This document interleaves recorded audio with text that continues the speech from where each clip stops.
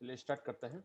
कल तक की जो स्लाइड्स हैं उसको चला देता हूं मैं, उसके बाद आगे का कंटिन्यू करते हैं। कल हम इंडियन प्लेट,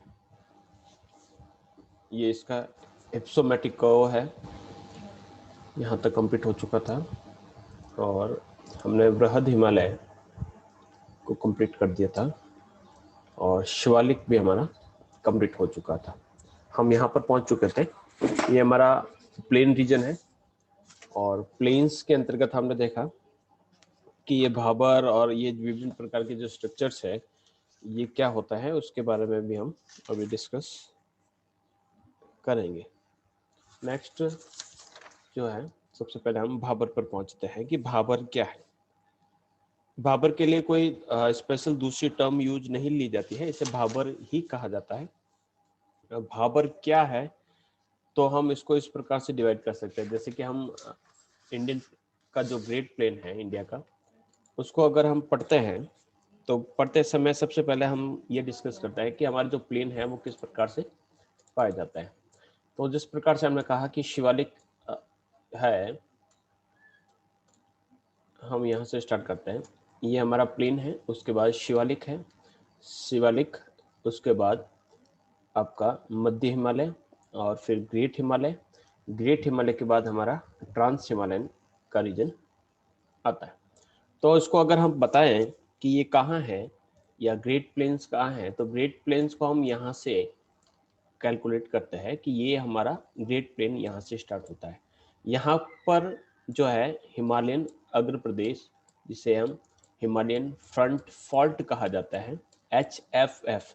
तो हिमालय के दक्षिण में जो आगे वाला गर्त यानी खड्डा है या जो फॉल्ट है, वहाँ से ये स्टार्ट होता है और हिमालय से जितनी भी जो नदियाँ दक्षिण की ओर जाती है या जो प्रायद्वीपीय भारत जिसे पेनिसुलर इंडिया कहा जाता है की और जितनी भी जो नदियाँ जाती हैं, तो यहाँ से जितने भी जो रिवर्स निकलती है वो अपने साथ बहुत सारा कचरा या इसको जो अपर्दन करके जो सेडिमेंट्स लाती है, उस सेडिमेंट्स को यहाँ पर ये डिपॉजिट करती है, इस प्लेन्स के अंदर डिपॉजिट करती है। तो ये जो डिपॉजिट से जो प्लेन बनता है उसे हम ग्रेट प्लेन या विशाल मैदान कहते हैं।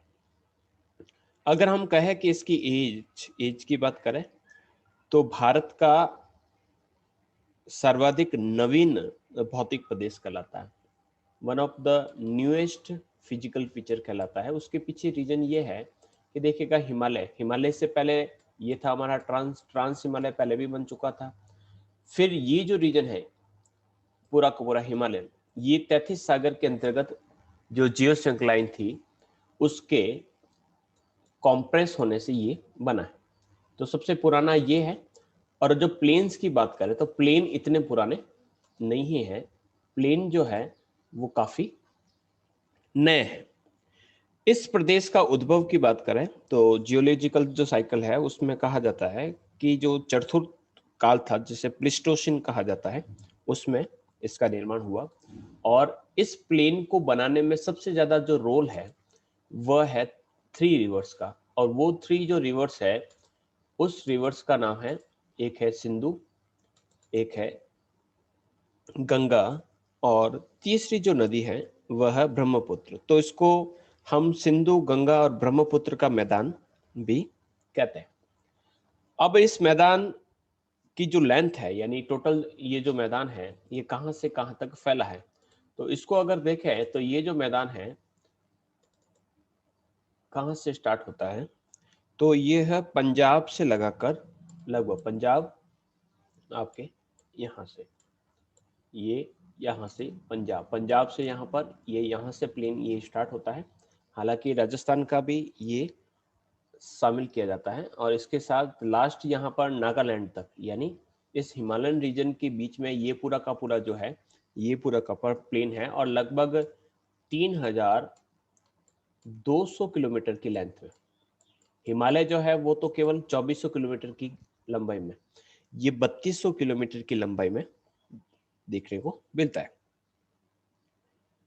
अब ये जो है यहाँ से सॉरी मैंने यहाँ से कैलकुलेट कर लेता हूँ मैं, यहाँ से, क्योंकि सिंधु जो नदी है वो सिंधु नदी यहाँ पर भी बहती है, पाकिस्तान के अंदर भी बहती है।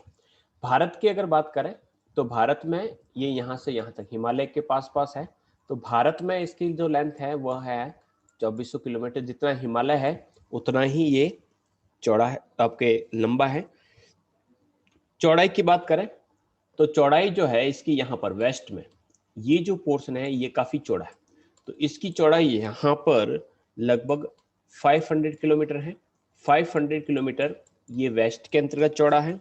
और जब हम यहाँ पर ईस्ट की तरफ जाते हैं तो यहाँ पर काफी संकरा नैरो हो जाता है, और यहाँ पर इसकी जो चौड़ाई है वो केवल 100 किलोमीटर देखने को मिलती है।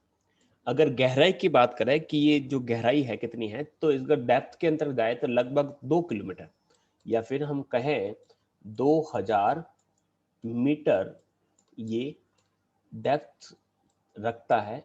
इतना ज्यादा डिपॉजिट आपको यहाँ पर देखने को मिलता है।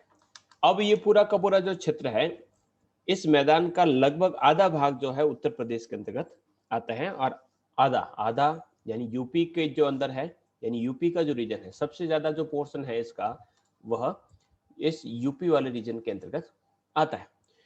इसके अलावा बाकी जितना भी जो आधा बचता है वह है, कुछ है पंजाब में, कुछ है हरियाणा में, कुछ बिहार के अंतर्गत, बिहार के बाद कुछ जो भाग है वो आपका वेस्ट बंगाल के अंतर्गत है, और वेस्ट बंगाल के अलावा बाकी का जितना भी जो भाग है वह आपका असम और कुछ राजस्थान, राजस्थान के अंतर्गत भी, और कुछ असम के अंतर्गत इसका भाग देखने को मिलता है। अब हम वापस बढ़ते हैं, ये भाबर क्या है, तो भाबर क्या है, तो भाबर क्या है, ये शिवालिक के गिरिपद, गिरिपद का अर्थ होता है पीडमोंट, पीडमोंट का अर्थ होता है, पीडमोंट क्या होता है, पीडमोंट का अर्थ होता है कि जो माउंटेन है उस माउंटेन के ठीक नीचे का भाग, ये जो भाग है ये कहलाता है पीडमोंट। पीडमोंट क्योंकि यहाँ पर आपके इसको गिरिपद भी कहते हैं, जितनी भी जो रिवर्स आएगी वो अपना डिपोजिट जो जमाव है, जो कचरा साथ लेकर आएगी, उस सारे कचरे को यहाँ पर जमा करेगी। जमा क्यों करेगी, क्योंकि यहाँ पर काफी ढाल था, माउंटेन पर काफी ढाल था, इसलिए वह इसको नीचे तो लेके आ गई, लेकिन अभी उसकी जो पावर है वो कम हो चुकी है, इसलिए वह इसको बहाकर लेकर नहीं जा रही है। तो जो बड़े बड़े टुकड़े, अब जमाव किस प्रकार से देखने को मिलेगा, सबसे बड़े बड़े टुकड़े आपको पर्वत के पास पास देखने को मिलेंगे, उससे छोटे आपको और आगे देखने को मिलेंगे, और आगे जाओगे तो आपको और छोटे, और इसके बाद और छोटे छोटे टुकड़े, ये डिपॉजिट आपको देखने को मिलता है। तो ये जो डिपॉजिट है जो काफी बड़ा बड़ा वाला जो होता है, पत्थरों वाला होता है, इस भाग को कहा जाता है भाबर। तो भाबर जो है वह गिरिपद में सिंधु नदी से लेकर तीस्ता नदी तक फैला हुआ, यानी पूरा का पूरा जो शिवालिक है, उस शिवालिक में सिंधु नदी जहां से पहाड़ों से नीचे उतरती है वहां से लगाकर तीस्ता नदी का जो क्षेत्र है, वहां पूरे के पूरे क्षेत्र में आपको इस प्रकार के कंकड़ पत्थर देखने को मिलते हैं। तो कंकड़ पत्थर के निक्षेपण यानी डिपोजिशन से इसका निर्माण हुआ है।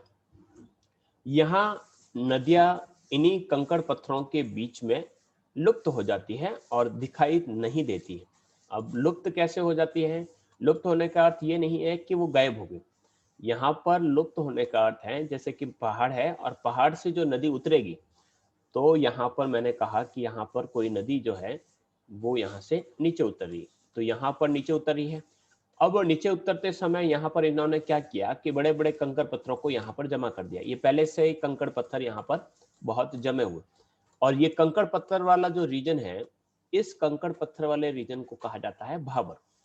अब भाबर के बीच जो नदी है, अब नदी तो बह रही है लेकिन पत्थर इतने हैं कि इन पत्थरों के नीचे वो नीचे से बह रही, तो यहाँ पर ऊपर से यानी इस रीजन से अगर आप देखोगे तो आपको नदी दिखाई नहीं देगी, तो यहाँ पर एक हिडन रिवर के रूप में या गुम्फित नदी के रूप में ये दिखाई देती। गुम्फित नदी का अर्थ होता है नदी जो ऊपर से नहीं दिखाई दे रही, नीचे बह रही है लेकिन हमें दिखाई नहीं दे रही है, तो यहाँ से हमें नदी का पानी बीच बीच में लुप्त हो जाता है, गायब हो जाता है, जिसे शिवालिक का जलोढ़ पंख भी कहते हैं। अब जलोढ़ पंख क्या होता है, तो नदी द्वारा निर्मित जितनी भी शिलाकृतियां हैं उसको आपने पढ़ा होगा। जलोढ़ पंख का तो एलुविल्स फैन कहा जाता है। अब फैन किस प्रकार से होता है कि जब नदी है, अब नदी यहाँ से जब निकलती है, जैसे कि यहाँ से हमने कहा कि ये नदी निकल रही है, तो नदी के साथ का जो डिपॉजिट है वह डिपॉजिट एज ए फैन, यानी यहाँ पर इसका डिपॉजिट इस तरफ जमा हो गया और यहाँ पर फैन के जो ब्लेड्स होती हैं या पंख के समान जो है इस प्रकार से डिपॉजिट हो गए। तो इस प्रकार के जो डिपॉजिट होते हैं उन्हें हम फैन कहते हैं। तो इस प्रकार के आपको जलोढ़ पंख, जलोढ़ का अर्थ होता है एलुविल्स और पंख का अर्थ होता है फैन। तो इस प्रकार के स्ट्रक्चर आपको देखने को मिलते हैं। फिर उसके बाद आता है आपका तराई। अब तराई क्या है, तो भाबर के ठीक नीचे, जहां पर भाबर खत्म होता है, भाबर के ठीक नीचे यानी उसके ठीक आगे आपको तराई प्रदेश देखने को मिलता है। और भाबर में जो नदियां लुप्त हो गई थी वह नदियां यहाँ पर वापस दिखाई देने लगती हैं।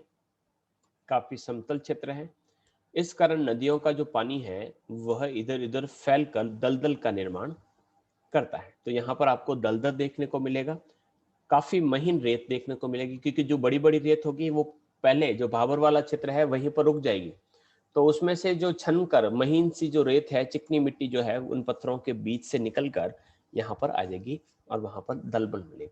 और दलदल जो काफी प्रोडक्टिव होते हैं, तो यहाँ पर ऐसी स्थिति में यहाँ पर आपको वेजिटेशंस बहुत ज्यादा देखने को मिलेंगे, रेप्टाइल्स देखने को मिलेंगे। तो यहाँ पर आपको बहुत ज्यादा पेड़ पौधे, झाड़ियां, अलग अलग प्रकार के कीड़े मकोड़े, मच्छर ज्यादा देखने को मिलेंगे। या फिर हम ये भी कह सकते हैं कि ये जो तराई क्षेत्र होता है ये बिल्कुल भी हमारे रहने योग्य नहीं होता है, बीमारियों का घर होता है।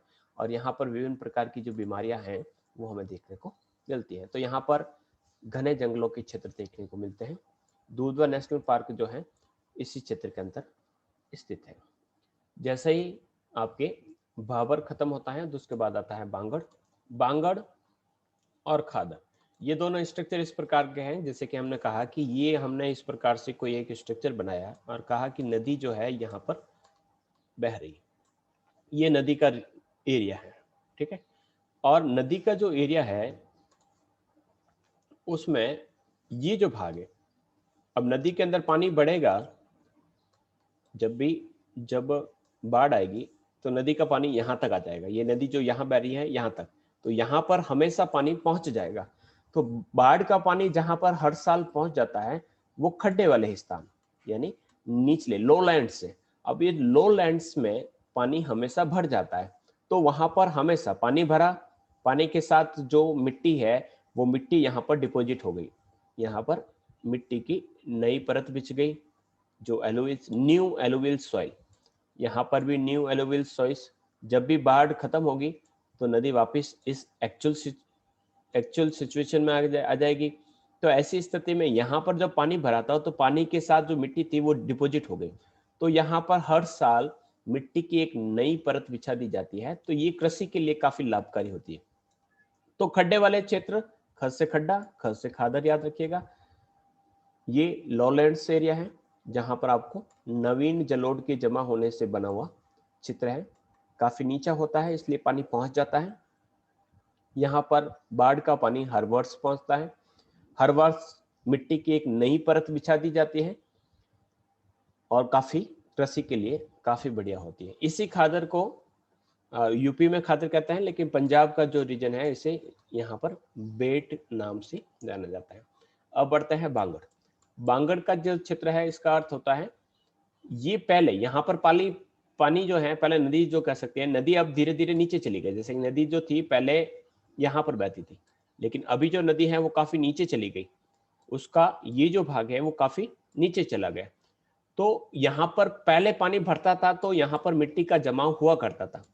तो यहाँ पर वो रीजन है जहां पर आपके पुरानी जलोढ़ मृदा देखने को मिलती है। पुरानी जलोढ़ मृदा यानी ये वो भाग है, ये वाला भाग और ये वाला भाग, ये इसके कंपेरेटिवली काफी ऊंचा भाग है, तो इसे कहा जाता है बांगड़।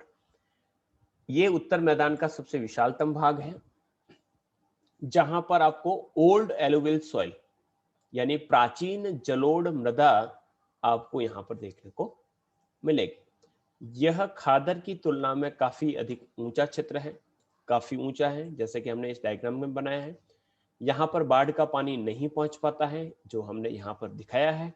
इस क्षेत्र की मृदा में चूने के डिपॉजिट्स यानी आपको लाइमस्टोन के डिपॉजिट्स देखने को मिलते हैं, और चूने के डिपॉजिट है इसका मतलब हो गया ये आपके एग्रीकल्चर के लिए ज्यादा प्रोडक्टिव नहीं है, यानी जितना प्रोडक्शन आपके खादर के अंतर्गत होता है उतना बांगड़ के अंदर नहीं होता है। ठीक है, अब वापस उसी चीज को मैंने डायग्राम जो था ये रहा। अब भाबर क्या है, पर्वतों के ठीक नीचे उतरते ही जहां पर आपको बड़े बड़े स्टोन्स देखने को मिलते हैं, उस रीजन का है जहां पर पानी कि नीचे से बह रहा है, ऊपर से नहीं दिखाई देता है। कई ऐसी मूवीज वगैरह में देखते हैं आप कि पर्वतों से उतरते ही वहां पर गोल गोल बड़े बड़े पत्थर देखने को मिलते हैं। ये जो रीजन है ये कहलाता है तराई, दलदल वाला क्षेत्र, महीन सी मिट्टियां, यहाँ पर चिका मिट्टी देखने को मिलती है। ये जो रीजन है ये कहलाता है तराई, आपके खादर, तराई के बाद खादर जो लॉलैंड्स है, और जो अपलैंड जो है यानी काफी ऊंचे कंपेरेटिवली जो है वो कहलाता है बांगड़। आगे बढ़ते हैं। फिर उसके बाद कुछ प्लेट्यूज के बारे में, ये तो शायद आपको समझ में आ चुका होगा। इसके अलावा हम बढ़ते हैं आगे, जो हमारा पठारी क्षेत्र है। अब इस मैदान की अगर बात करें, जैसे कि मैंने कई चीजें यहाँ पर छोड़ दी है, जैसे कि अगर मैं कहूँ कि ये जो क्षेत्र है खादर और बांगड़ के अलावा, अगर इसका रीजनल डिस्ट्रीब्यूशन करें, पीछे वाली स्लाइड पे वापस जाता हूं मैं,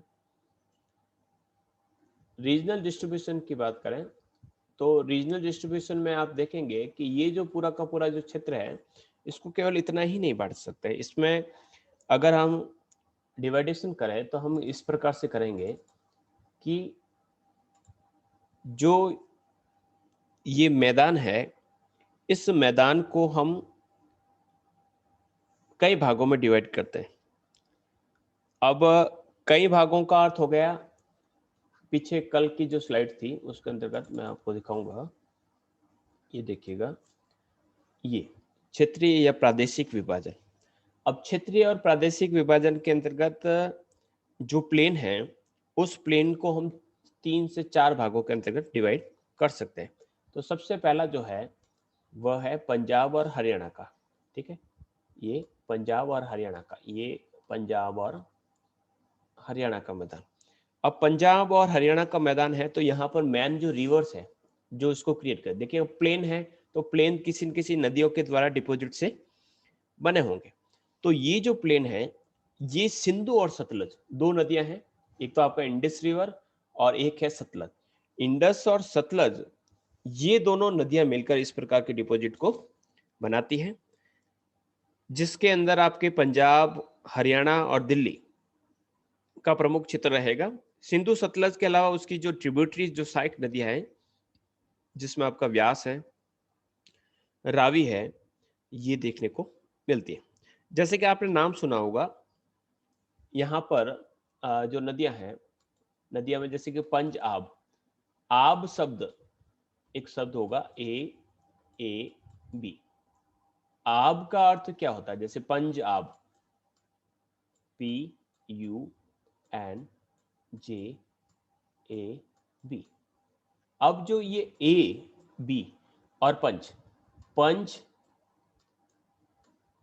का अर्थ होता है 5 प्लस आब, आब को ऐसे लिखते हैं यानी 5 नदियों के बीच का आब। अब आब क्या होता है, आब को हम इस प्रकार से समझें कि जो दो रिवर है, वैसे मान लीजिए एक रिवर ये है जा रही है और एक रिवर यहां पर जा रही है, इन दोनों नदियों के बीच का ये जो पोर्शन है, दो नदियों के बीच का ये जो भाग है ये कहलाता है आब।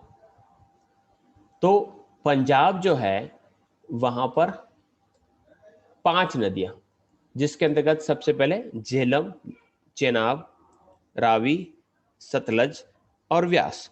अब इन आब के बीच में आपका पंजाब है, 5 नदियों के बीच का चित्र। अब जिस प्रकार से दो, अब जैसे कि हमने कहा कि 5 नदियां कौन कौन सी है, तो 5 जो नदियां हैं वह अगर बात करें तो पंजाब की बात करें तो पंजाब के अंतर्गत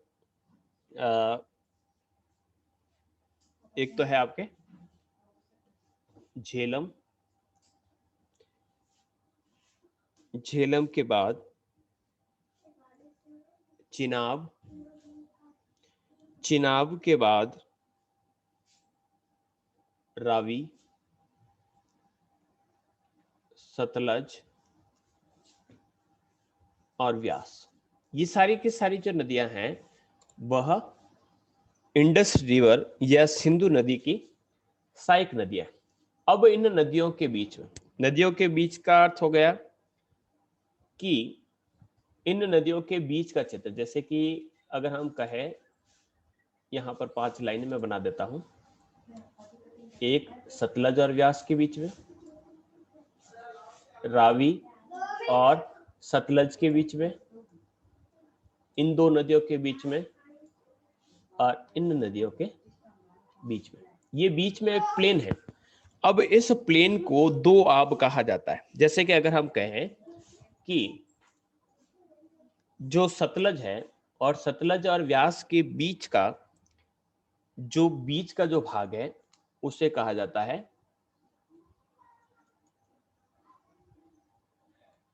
बिस्त। बिस्त दो आब।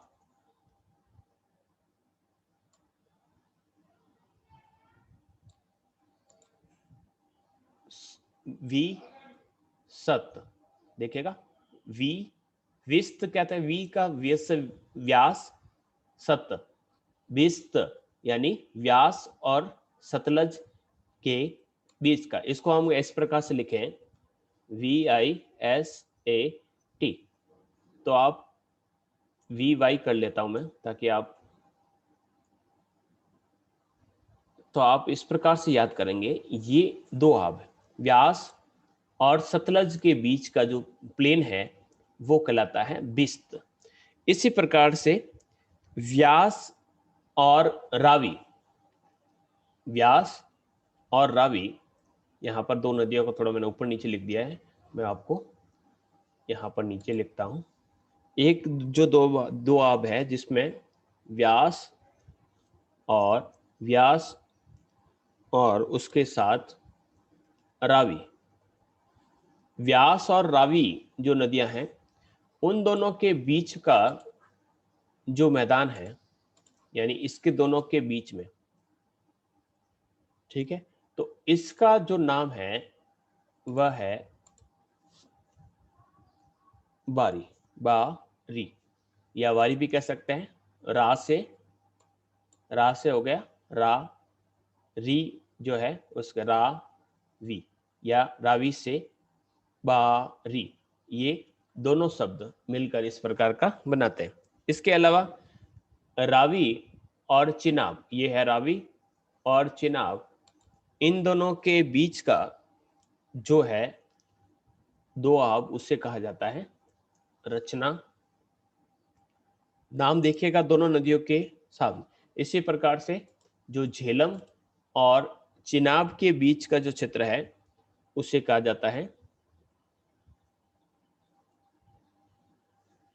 चेज, और इसके ऊपर एक नदी और रह जाती है, वो है आपकी सिंधु नदी। अब सिंधु और झेलम के बीच में, सिंधु तथा झेलम के बीच में जो दो आब है उस दो आब को कहा जाता है सिंधु सागर। तो ये दो आब कहलाता है। इसी प्रकार से 5 नदियों के बीच में पंजाब को याद रखिएगा। पंजाब केवल और केवल भारत में ना होकर भारत के अलावा यह जो है पाकिस्तान के अंदर भी आया हुआ। आगे बढ़ते हैं हम, यहां तक क्लियर है। अब ये जो पश्चिमी, जो पंजाब और हरियाणा का जो मैदान है, इसके अंदर इस प्रकार के यानी नदियों के किनारे बाढ़ वाले क्षेत्र देखने को मिलते हैं और दोआब देखने को मिलता है। एग्रीकल्चर से काफी डेवलप्ड है। जो ग्रीन रेवोल्यूशन रहा, हरित क्रांति के कारण यहाँ पर कई प्रकार की समस्या देखने को मिलती है, यानी आपको मिट्टी की लवणता, अल्कालिनिटी, सलाइनिटी, और एक समस्या मेन यहाँ पर देखने को मिलती है वाटर लैगिंग, जिसे कहा जाता है सेम। सेम की जो समस्या है वो यहाँ पर देखने को मिलती है इस रीजन में, पंजाब और हरियाणा, यानी पानी जो है वो काफी लंबे समय तक भरा रहता है, सूखता नहीं है। तो इस प्रकार की जो प्रॉब्लम है, जिसे सेम की समस्या कहा जाता है, वो यहाँ पर देखने को मिलती है। इसके बाद दूसरा जो है वह है राजस्थान का मैदान, जो इस ग्रेट प्लेन का ही हिस्सा है। राजस्थान का मैदान ये आपका डेजर्ट रीजन है, जो अरावली के वेस्टर्न पार्ट से लगाकर पाकिस्तान की जो बाउंड्री है, रेड क्लिफ की जो लाइन है, वहां पर ये देखने को मिलता है। यहाँ की जो मेन जो रिवर है वह है लूनी, जो हो आपके अरावली की पहाड़ियों से निकलकर कच्छ का जो रण है वहां पर जाती है। इसके अलावा कई नमकीन यानी जो सलाइन वाटर की जो लेक्स है, डीडवाना, पचपदरा, लूण, करणसन, ये सारे के सारे यहाँ पर देखने को मिलते हैं। सांबर लेक जो है वो काफी बड़ी है यहाँ पर, जिसका विस्तार लगभग 150 वर्ग किलोमीटर क्षेत्र के अंतर्गत पाया जाता है, जहां पर आपने कुछ ही समय पहले बोटुलैक्स बीमारी के कारण हजारों लाखों की संख्या में पक्षियों को मरते हुए देखा था। वनस्पति की बात करें यहाँ पर, तो यहाँ पर कॉर्निफेरस मरुस्थलीय जो झाड़ियां होती है उसे कॉर्निफेरस या जीरोफाइट या हिंदी में से मरुदभिद कहा जाता है। तो इस प्रकार की वनस्पति देखने को मिलती है। यहाँ पर आपको मशरूम रॉक, यार्डांग, सैंड ड्यून्स अलग अलग प्रकार के देखने को मिलते हैं। तो ये आपका राजस्थान का चित्र रहेगा। उसके बाद हम बढ़ते हैं गंगा का मैदान। अब ये दो मैदान ये भी प्लेन्स का हिस्सा है। अब गंगा का जो मैदान है, उस गंगे के मैदान को हमने 3 भागों में डिवाइड किया, देखिएगा यहाँ से लगाकर यहाँ तक। सबसे पहले ऊपरी गंगा का मैदान ये वाला, तो ये जो मैदान है जिसे अपर गंगा प्लेन कहा जाता है, तो शिवालिक के दक्षिण में है, और जो पेनिसुलर जो प्लेट्यू है, भारत का जो दक्षिण का पठार है, उसके उत्तर में है। पश्चिमी उत्तर प्रदेश यानी उत्तर प्रदेश का जो पश्चिमी भाग है वो पूरा का पूरा इसके अंदर आता है, और इसके अंतर्गत गंगा, यमुना, राम गंगा जैसी नदियां बहती। फिर मध्य गंगा की बात करें तो मध्य गंगा के अंतर्गत आपका पूर्वी उत्तर प्रदेश आता है। उत्तर प्रदेश से लगाकर उत्तरी बिहार तक लगभग इसका विस्तार देखने को मिलता है। यहाँ की जो नदियों की बात करें तो गोमती, घाघरा, बेतवा, गंडक और कोसी। कोसी जिसे बिहार का शोक भी कहा जाता है, बिहार का शोक कोसी, कोसना या कोसी। जब भी जो कोसी नदी जो है वह अपना रास्ता बदलती है तो बिहार के अंदर बाढ़ आती है, फ्लड आती है, इस कारण उसको बिहार का शोक कहा जाता है। इसी प्रकार से वेस्ट बंगाल का शोक किसे कहा जाता है, याद कीजिएगा। नेक्स्ट बढ़ते हैं आपका lower Ganga plain. Lower Ganga plain जो है आपका वेस्ट बंगाल के अंतर्गत आ गया। यहाँ पर आपको तीस्ता नदी, जल ढाका और टोरसा, ये 3 नदियां यहाँ पर देखने को मिलती है। यहाँ पर 2 प्रकार के डिपॉजिट्स देखने को मिलते हैं। एक तो हिमालयन रीजन से जो डिपॉजिट प्राप्त हुए हैं वो, और एक छोटा नागपुर का पठार। यहाँ पर आप मिनरल्स जो भारत के सबसे अधिक पाए जाता है, वहां पर ये प्लेट आपका प्लेट्यू है, छोटा नागपुर का प्लेट्यू। यहाँ से जो नदियां निकलती है उसका जो डिपॉजिट है वो भी है यहाँ पर मिलता है, और हिमालयन जो रिवर्स है उनका भी डिपॉजिट यहाँ पर देखने को मिलता है। यहाँ पर आपको मेन जो रिवर है वह दामोदर देखने को मिलेगी। यहाँ पर विश्व का सबसे बड़ा, ब्रह्मपुत्र ने मिलकर यहाँ पर सबसे बड़ा जो डेल्टा है सुंदरवन डेल्टा, यानी यहाँ सर आपको एक डेल्टा मिलेगा सुंदरवन का डेल्टा, वो आपको यहाँ पर देखने को मिलेगा। यानी यहाँ पर गंगा और ब्रह्मपुत्र दोनों नदियां मिलकर यहाँ पर एक बहुत बड़ा डेल्टा बना जाती है, तो उसे यहाँ पर देखा जा सकता है। लास्ट जो बचता है वह है आपका ब्रह्मपुत्र का मैदान। अब ब्रह्मपुत्र का जो मैदान है, यहाँ पर ब्रह्मपुत्र गंगा में मिल जाएगी, तो ब्रह्मपुत्र का जो मैदान है वो ये रीजन है। तो यहाँ पर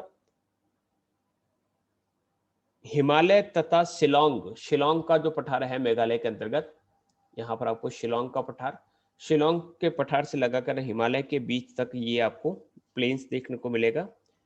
तिब्बत के पठार में से सांगपो, जांगपो, यार्लुत सांगपो, अरुणाचल प्रदेश में दिहांग, असम में ब्रह्मपुत्र, धुबरी से लगाकर गंगा के मिलन बिंदु तक इसे जमुना कहा जाता है। यानी अगर बात करें तिब्बत, ये ब्रह्मपुत्र नदी के मैं नाम बता रहा हूँ कि ब्रह्मपुत्र जो नदी है उसको तिब्बत के पठार में तो कहा जाता है सांगपो या झांगपो या यार्लुत सांगपो। अरुणाचल प्रदेश के अंतर्गत ब्रह्मपुत्र नदी का नाम दिहांग हो जाता है। यहाँ पर मैप से मैं बताता हूँ, देखिएगा यहाँ पर ब्रह्मपुत्र जो नदी है, उस ब्रह्मपुत्र नदी को अगर हम देखें कि ब्रह्मपुत्र नदी किस प्रकार से चलती है, तो यहाँ से जब बहती है तो उसका नाम है सांगपो, और जैसे ही ये राजस्थान आपके भारत के अंदर यहाँ पर प्रवेश करती है तो इसका नाम होता है दिहांग। दिहांग के बाद जैसे ही ये असम के अंतर्गत आती है तो असम में इसका जो नाम है वह ब्रह्मपुत्र हो जाता है। ब्रह्मपुत्र के बाद जैसे ही ये बांग्लादेश के अंदर आती है तो इसका नाम जमुना हो जाती है। जैसे ही गंगा नदी से मिलती है तो इसका नाम पद्मा हो जाती है, और लास्ट में जब फाइनली यहाँ पर गिरती है तब इसका नाम मेघमा हो जाता है।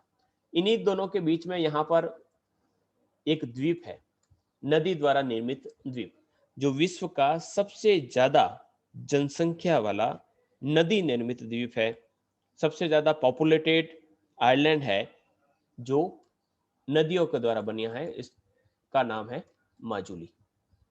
ये माजुली द्वीप जो है आपको यहाँ पर मिलता है। इसके अलावा यहाँ पर सुबनसिरी वगैरह नदियों की डिपॉजिट्स आपको देखने को मिलते हैं। तो ये आपका ग्रेट प्लेन्स रहा। ग्रेट प्लेन्स के बाद नेक्स्ट हम बढ़ते हैं आगे की स्लाइड में। ये आपके प्लेटू आगे। अब प्रायद्वीपीय पठार की अगर बात करें तो प्रायद्वीपीय पठार जो है उसको कई भागों में, यहाँ पर केवल इतना डिस्कस कर लेता है। ये जो ढाल है, इसका ढाल, यहाँ का ढाल जो है वो ढाल कुछ इस प्रकार का, यानी जो वेस्टर्न घाट है, ये वेस्टर्न घाट आपके कहाँ पर है, यहाँ का रीजन, और ये आपका ईस्टर्न घाट कहाँ पर है, यहाँ। तो इसका जो ढाल है कुछ इस प्रकार का, यानी अगर हम देखें तो वेस्टर्न घाट जो है उससे इसका जो ढाल है वो इस प्रकार का है।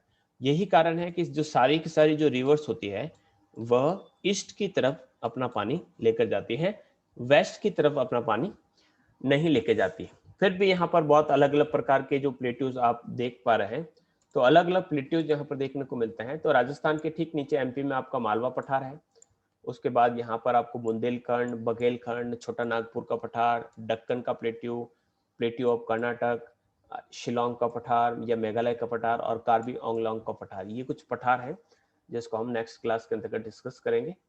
तो ये आपके पूरा का पूरा प्लेन्स कंप्लीट होता है। बाकी का जो रहेगा वो जो नेक्स्ट क्लास रहेगी उसमें हम डिस्कस करेंगे। Thank you.